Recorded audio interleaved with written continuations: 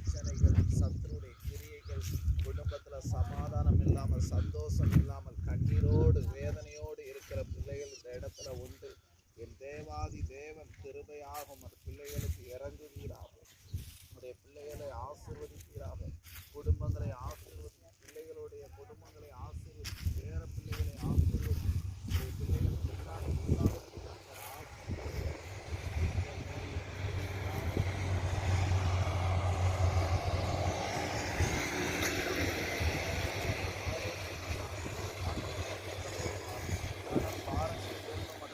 விடுதலையாகும்.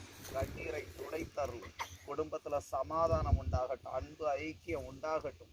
பிள்ளைகளை குறித்த பாரங்கள், கணவனை குறித்த பாரங்கள் எல்லாம் இயேசுவின் நாமத்தில் விலகட்டும்.